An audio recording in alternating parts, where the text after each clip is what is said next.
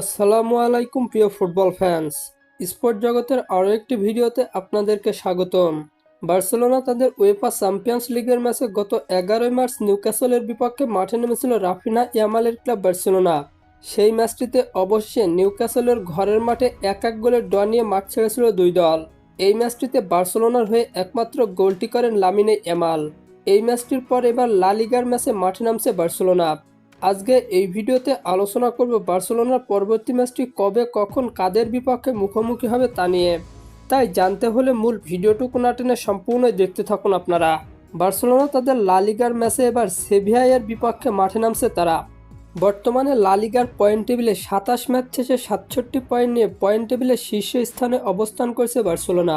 অন্যদিকে 27 ম্যাচ শেষে 31 পয়েন্ট নিয়ে পয়েন্ট টেবিলের 14তম স্থানে রয়েছে সেভিয়া এফসি। বার্সেলোনা বনাম সেভিয়ার সর্বশেষ মুখোমুখি হয়েছিল 2025 সালের অক্টোবর মাসে, যেখানে 4-1 গোলের ব্যবধানে হার নিয়ে মাঠ ছেড়েছিল বার্সেলোনা। বার্সেলোনা ও সেভিয়ার শেষ 5টি ম্যাচের পরিসংখ্যান করলে দেখা যায় 4টিতে জয় ও বাকি একটি ম্যাচ হেরেছে বার্সা। অন্যদিকে একটিতে জয় এবং বাকি 4টি ম্যাচ ড্র করেছে সেভিয়া এফসি।